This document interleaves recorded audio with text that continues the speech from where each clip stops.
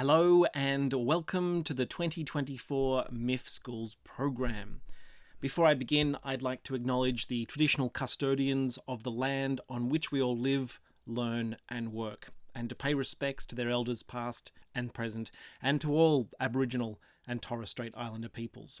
On behalf of MIFF, we believe in celebrating the history and contemporary creativity of the world's oldest living culture.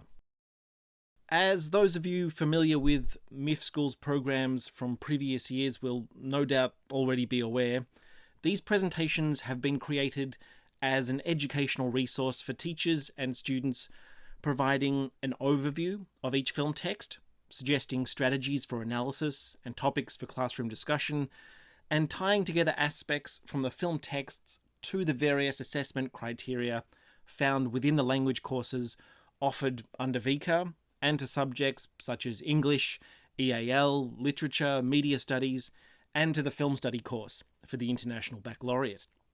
In each of those courses, there is this key focus on developing students' visual literacy skills and encouraging students to critically engage with media texts across a range of contexts.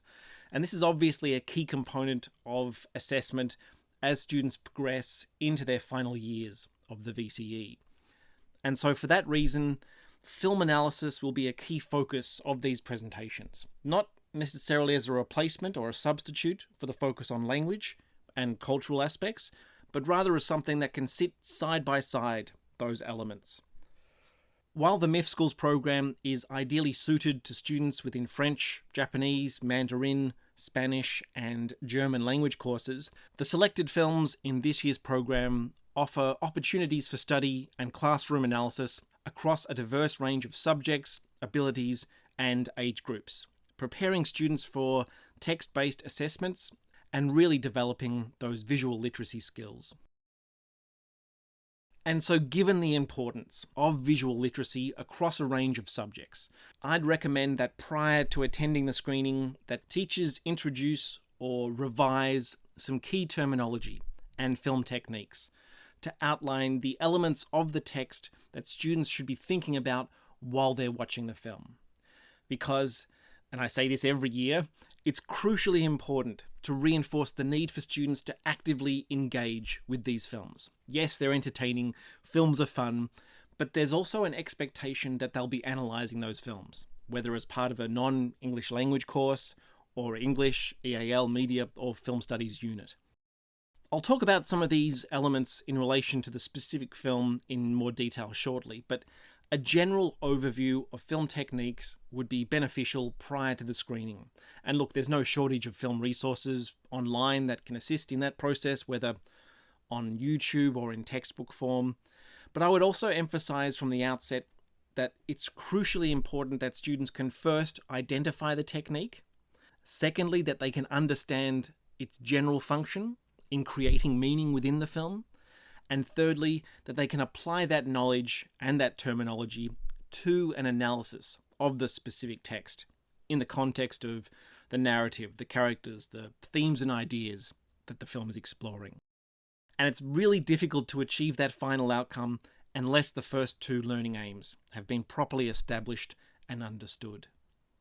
And so with that in mind, some of the basic techniques and terminology that students should ideally be familiar with are things like cinematography, so the use, for example, of a close-up shot or a wide-angle shot, or camera movement, the various components of mise-en-scène, so basically everything that goes within the frame, the use of props, costumes, lighting, the blocking of actors, the composition of the frame, where relevant, things like music and lyrics, sound, dialogue, voiceover, the use of editing, narrative structure, the story elements within the narrative, and to things like visual motifs and symbolism. So as I mentioned, these basic building blocks of film language are really essential to establish pre-screening. And by setting these up prior to the screening, you're giving the students something to be on the lookout for while they're watching the film, rather than trying to work backwards after the screening, which is almost always less effective.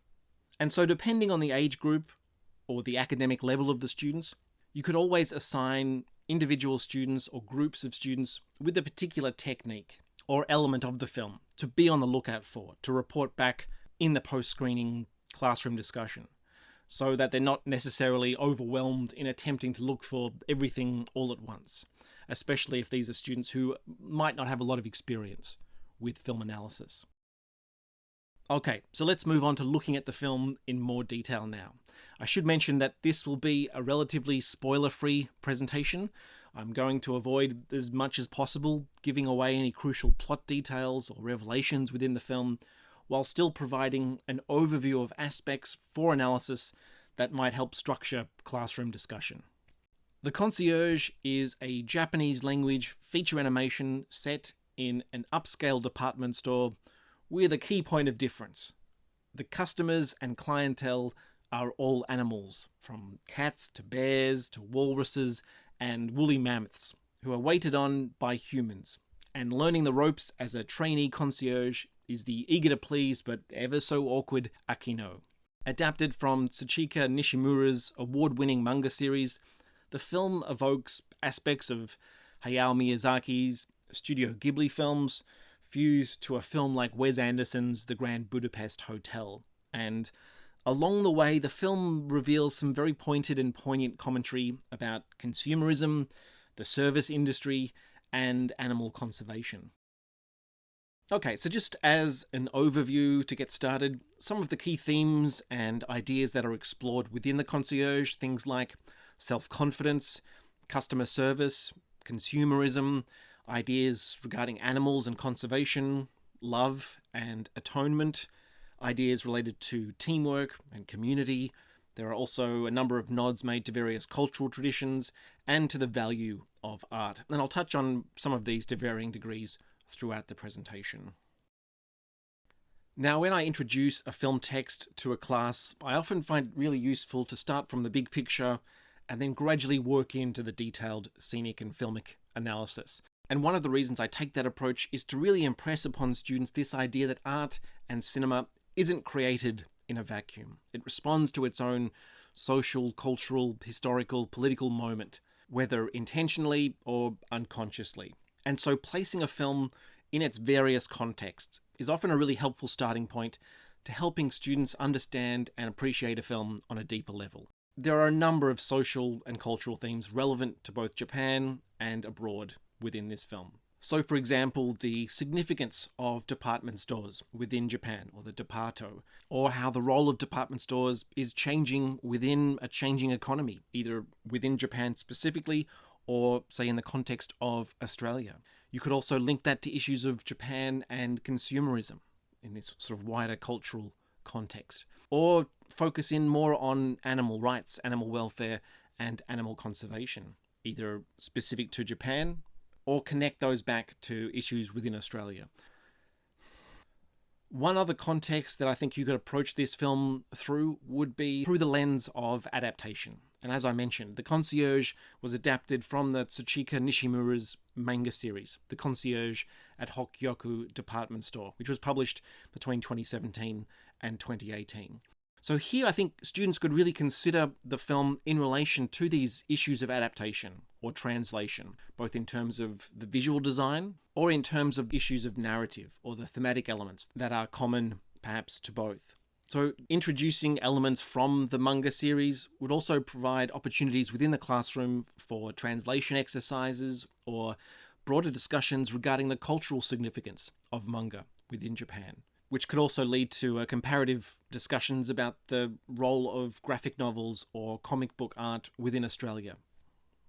Another context that you could approach this film through would be through the production background, such as through interviews with the director. And here I think you could really rely on these interviews to enhance students' understanding of the creative process and the filmmaker's creative intentions for the film.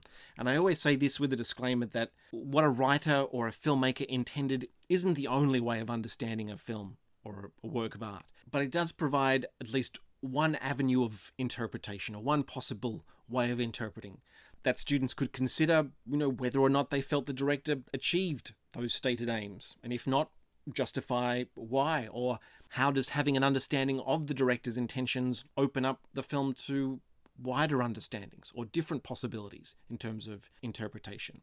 And this is an excerpt from an interview with the director, Yoshimi Itazu, where they talk about some of their intentions for this film. And Itazu says, "On the surface, this is a really fun and interesting story of a young girl who is coming of age and maturing. At the same time, however, we have a world that is populated with animals. And despite being a fictional world, I wanted to best represent the situation that we are currently experiencing here on Earth. So yes, even though it's a fun and cute story, as it progresses and you discover that some of the characters are actually already extinct, it will hopefully make you pause and take a closer look at what's happening around you. That's what's important." And within this same interview, the director also mentions the significance of setting and what the Hokkyoku department store actually represents, where they say, "In essence, it's a place where humans atone for their sins. But if I made it just about that, then the story would be too harsh. So even though it's not verbalized anywhere, I wanted to depict it visually as an ark, as in Noah's Ark."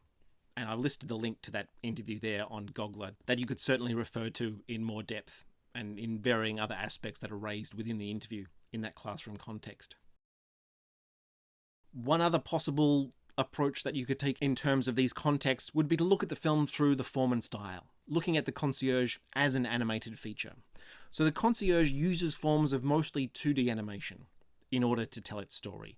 And here I think students should really consider some of the following questions. Why might filmmakers have used animation rather than live action to tell this story? What are the creative possibilities aligned or associated with animation that differ from, say, live action filmmaking? Is it a case of animations associated with children and live action with adult stories? Hopefully students would disagree with that. But again, these are the kinds of prompts that students should consider in terms of how form and style of a particular narrative impacts an audience's relationship to it and the ways they come to understand that story. Another way, which taps back into some of the cultural connotations, would be what kinds of reactions or associations or cultural connotations does this particular style of animation evoke? So asking students to consider, how does the animation within the Concierge contrast to, say, other styles of animation, whether that's the classical Walt Disney style, or to an American studio like Pixar, or to a UK studio like Aardman, renowned for their stop motion and clay motion animation, or to another Japanese studio, Studio Ghibli. Is this film borrowing from other elements outside those more traditional cultural institutions? And you'll notice just in those two images that I've placed on that slide, on the lower left-hand side and in the middle, that there is a variety of styles present within the film. There is a predominant use of sort of that traditional 2D animation, but we get these flourishes where it opens up to sort of styles of computer animation or even contrasting styles within the same still. What are the kinds of implications of having these contrasting styles within the narrative? And again, a key point of contrast here would be, say, the film Pigsy, another film on this year's MIFF Schools program, a film from Taiwan. How do those styles contrast? Do they reflect cultural differences? But also, what sequences stood out in terms of the film's particular use of animation? Where were students aware of the ways the film was using animation in particular ways? Okay, so let's move in towards the nuts and bolts of film analysis here, getting back to those kind of techniques and the terminology that I mentioned at the beginning of the presentation. So here we have a number of basic techniques that students should be familiar with. So for example, the close-up shot. How is the close-up shot being used? What is its general function within filmmaking? And all of these shots are from the opening sequence. So very early on with the film, we're given this close-up of a young girl, providing a kind of an intimate connection between the audience and that character. This is our introduction to the Hokkyoku department store through the kind of childlike eyes of this particular character. So creating a connection with character through the use of that close-up. By contrast, the use of the wide-angle shot to establish the setting and also the character's relationship to this setting. And then you also have the use of angles, which tends to determine characters' power relationships or the hierarchy between characters within a narrative. So a high-angle shot looking down tends to diminish the character on screen, whereas a low-angle shot looking up tends to exaggerate that figure. And here we have that relationship played out between the concierge and this young child.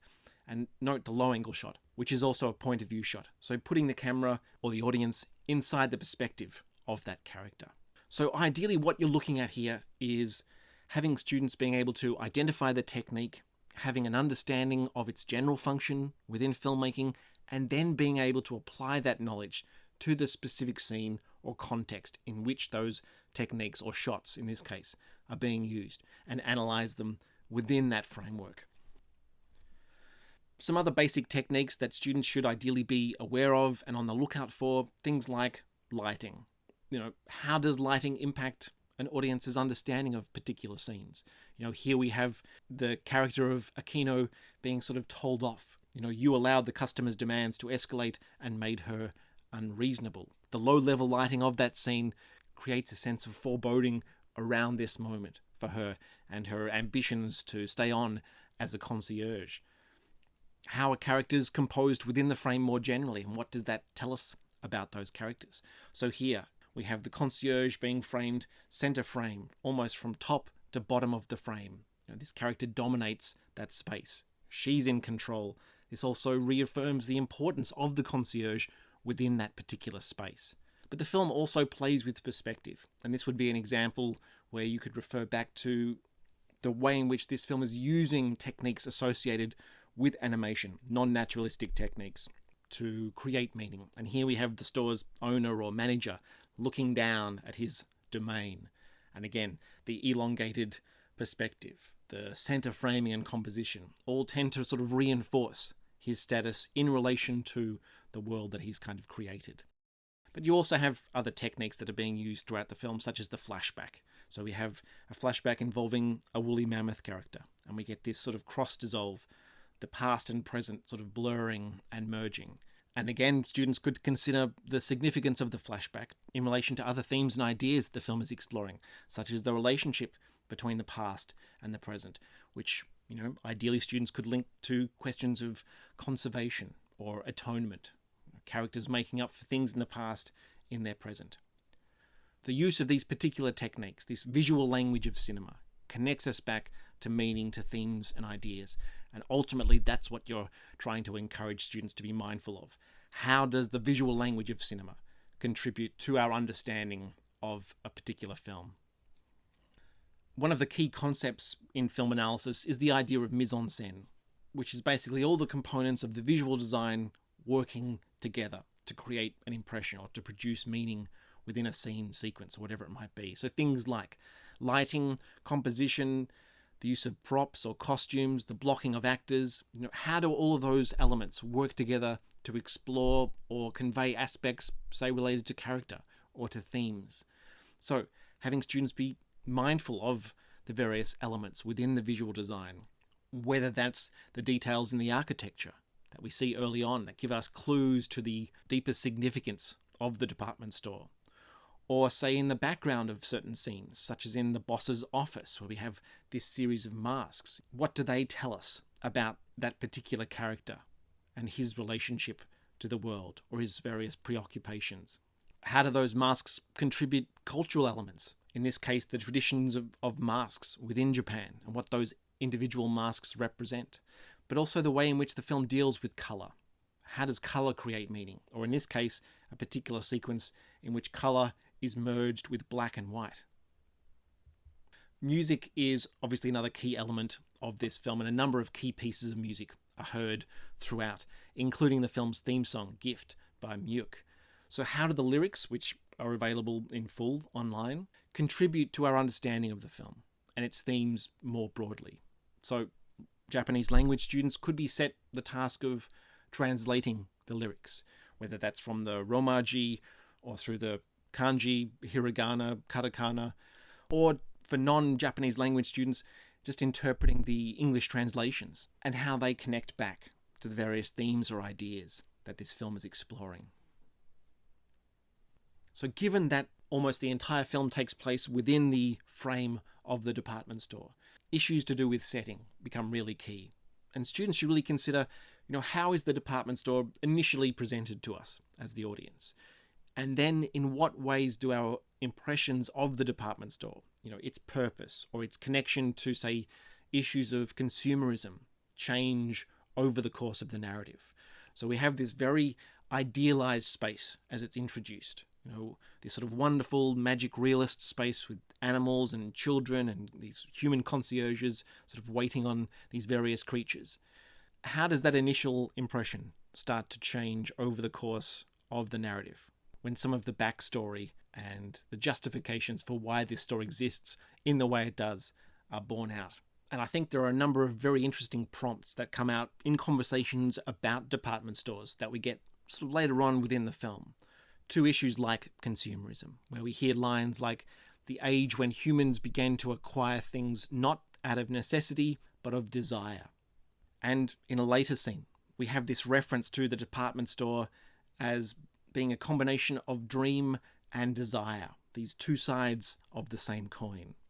I think you could use dialogue and lines like that as prompts for discussion about these broader ideas of consumerism. But also, as I've sort of intimated already, the department store as a space to give humans a chance to atone for their sins. Where do we see examples of this within the film? In terms of symbolism, animals are obviously key here. So what layers of cultural symbolism or meanings are attached to the animals that we see within the film? How might those associations differ, say, within an Australian context? What is the film saying about the relationship between humans and animals throughout the film? For instance, how are the various animals anthropomorphized in the film? What are the kinds of human qualities that are given to the various animals? Are they cultural in nature, or are they more sort of universal? Whether that's owls or foxes, monkeys, bears. There's a number of animals within this film that you could focus in on. And here you could really incorporate either responses to the film or to the manga to talk about the meanings embedded or associated with the way the animals are presented or represented within the film. And I found this quote from Jessica Bowen's Sugimoto, where she talks about this, and she writes, "The strength of artist Nishimura," referring to the manga here, "is that he doesn't draw an animal to only have a cute appearance, but gives each animal a strong identity, presenting a personality as unique as that of a human. Such animals remain in the reader's memory, and reading the entire story, it's strangely comforting. It is a heartwarming but also sometimes heartbreaking experience. By empathizing with the animal characters when reading this work, readers will be aware of the environmental destruction caused by overconsumption." That ties a number of the issues I've already talked about together. And in terms of bringing this back to mise-en-scène, notice the image there on the bottom right. We get quite a direct reference to Noah's Ark, or to the Ark, which ties back into the broader importance or significance of the department store, as the director mentioned. There's also the theme of customer service. So what are the expectations, pressures, responsibilities on the concierge staff within the film? In what ways do these reflect other wider customs or expectations within Japanese culture and society? So again, the kind of cultural links for not just a language focus, but a cultural focus. This film has a number of elements that I think would provide fodder for classroom discussion. So obviously things like bowing. We get these references to remember to smile, but also these references through the social hierarchies that exist within these spaces. We have this creature there in that third image along where they say it's hard to entertain rich folks. Again, I think you could connect those back to those power hierarchies that exist within the corporate environment within Japan. And also these questions that cut to the heart of customer service. These ideas or these questions about the relationship between the animals and the concierge staff. A customer's expectations must always be met. You could ask students, is this always true? If not, where do students draw the line in terms of the relationship or the responsibilities between the customer and the concierge? The film also deals with themes of community and teamwork, so asking students to consider, what is the film saying about the role each individual plays within the department store? How does Akino's presence serve potentially as a catalyst for change? Does this idea of teamwork translate to the film's themes regarding animals or nature? Is it suggesting that the way the film looks at and presents teamwork within the film in the context of the workplace also relevant to the broader ideas about conservation, that we all have a role to play Again, these are ideas to put to students in that classroom discussion and analysis.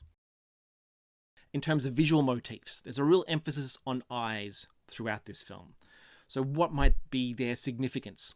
Again, in the context of the various themes and ideas that the film's exploring, whether that's through things like workplace surveillance or customer service or empathy, or these ideas of seeing and understanding.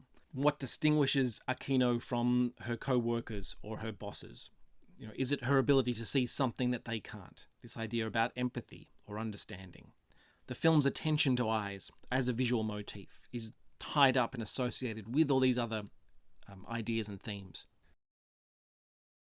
There are also a number of other cultural elements that could be drawn on or referred to for further classroom discussion and analysis. So aspects of writing and language, formal, informal language, both are present within the film. There are also references to food and dining etiquette, to art and to representation. There's this sculpture exhibition that takes center stage later on within the film. What is the significance of art and representation?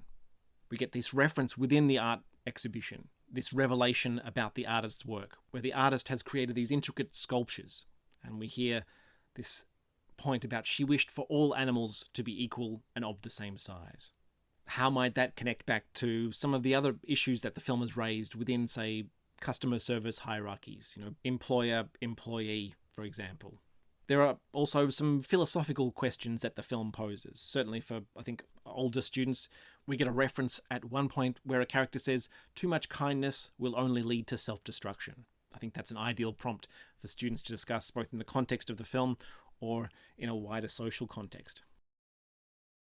And without giving anything away, students should really consider the various implications of the ending and the way it's presented, the concluding imagery. What lasting impression is the filmmaker attempting to leave us with at the end of the film? What's the tonal quality of the ending? Is there a sense of resolution, or do doubts and ambiguities about the future persist? And in terms of wrapping or tying up all these various elements in the form of assessment, I know an approach that's been popular in the past, especially for language classes, has been to encourage students to read and critically engage with published reviews of the film and then respond by writing their own, either in Japanese perhaps or in English, drawing on their close analysis of the film, and I guess just as importantly, utilizing the kinds of terminology and making reference to the techniques that I've been touching on throughout the presentation. And here is an example of one review of the film by someone named Campbell, there you go, who writes, "That combination of enchanting myth and stark reality turns The Concierge from a flighty, funny fantasy into something a little more tragic and poignant. Its point about the link between capitalism and extinction is didactic yet powerful, a consideration of how we could better serve our neighbours on planet Earth. I hope that someone shows this movie to David Attenborough. It is to Itazu's credit that this film fits so naturally, neither compromising the light tone nor feeling too preachy. The contradictions at the heart of Hokkyoku lend it a bittersweet quality, but The Concierge is a delight from beginning to end." And I've listed a link to the full review there, as well as another one that I thought might be useful for students to look at. And with that, we have reached the end of the presentation. For information regarding bookings, age suitability, or additional details for all of the films in this year's MIFF Schools program, just head on over to miff.com.au/schools, and you will find all the information and resources, as well as links to the rest of this year's festival program and screenings. And so on behalf of myself, Josh Nelson, and MIFF Schools programmer Kate Fitzpatrick, we'd like to thank you for watching this presentation and to wish you a very pleasurable and educationally productive viewing at this year's festival.